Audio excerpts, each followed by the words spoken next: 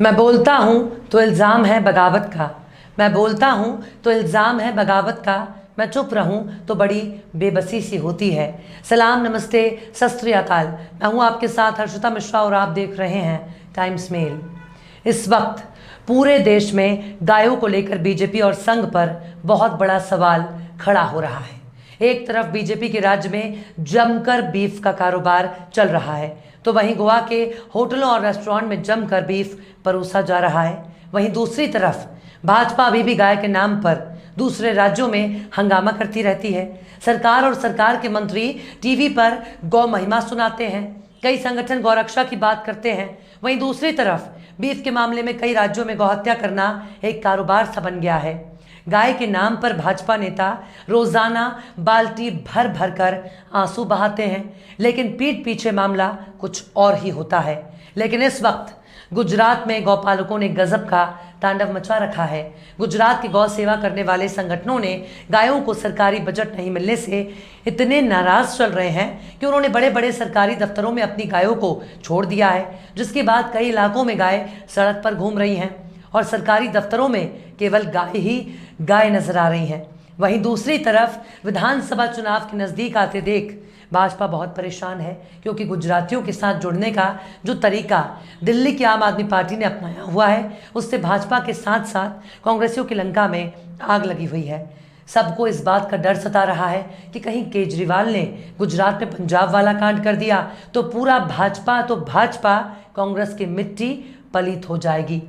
इस वक्त गाय का मुद्दा गुजरात में इतना बड़ा मुद्दा बन चुका है कि गाय पालने के लिए जो पैसा गुजरात की बीजेपी सरकार ने देने का वादा किया था, वो पैसा अभी नहीं दिया गया, जिसकी वजह से गौ सेवकों ने ऐलान कर दिया है कि अब चाहे मोदी जी आ जाएं या फिर मोहन भागवत, लेकिन अब बीजेपी को किसी भी कीमत पर वोट नहीं दिया जाएगा।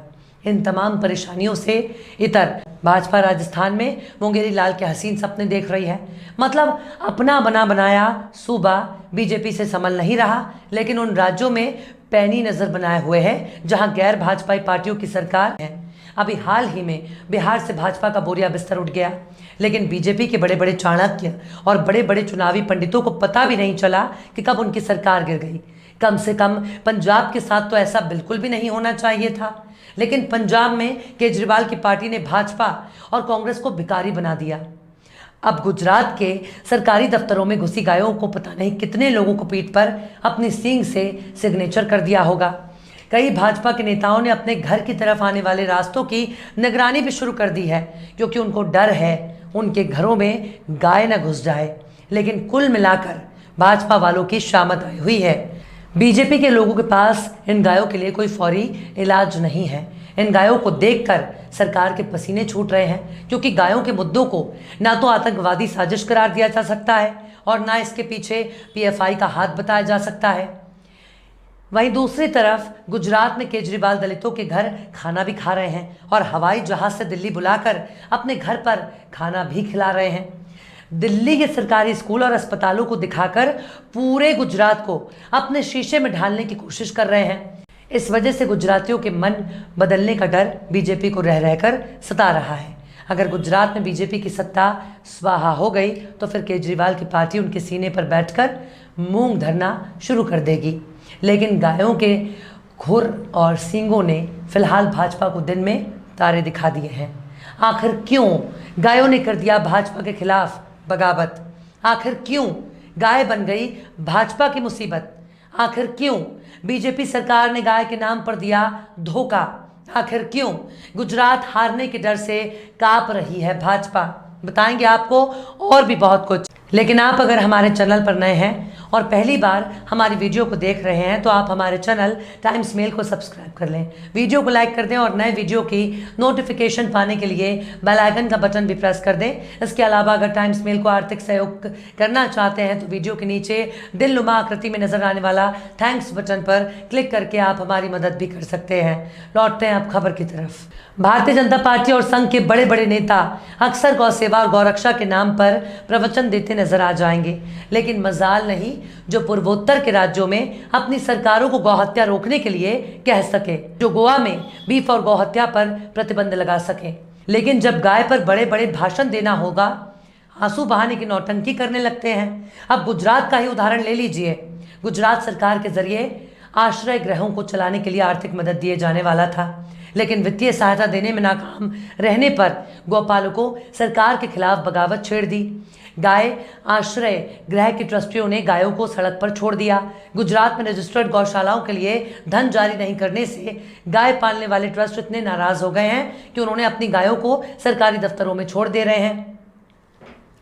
अब माना जा रहा है कि इसी साल के अंत में गुजरात विधानसभा का चुनाव हो सकता है, लेकिन भाजपा की मौजूदा सरकार गायों की बगावत से हलाकान हो रही है। बहिष्कार के ऐलान के बीच बनासकांठा के तालुकाओं में हजारों गायों के उपमंडल मजिस्ट्रेट के कार्यालयों और अदालतों जैसे सरकारी बिल्डिंग में धड़ल्ले से दाखिल कराने का वीडियो सोशल मीडिया पर वायरल हो रहा है। रविवार तक ट्रस्टों द्वारा संचालित लगभग 1700 से ज़्यादा गौशालाएं इस आंदोलन में शामिल हो गई। इन गौशालाओं में 4.5 लाख से ज़्यादा मवेशी रहते हैं, लेकिन सरकार कहती कुछ है और करती कुछ है। वहीं दूसरी तरफ विधानसभा चुनाव में बीजेपी के बहिष्कार का ऐलान भी जोर शोर से किया जाने लगा। शुक्रवार को उत्तरी गुजरात के बनासकांठा और पाटन जिलों में मवेशियों को सड़कों पर छोड़ दिया गया।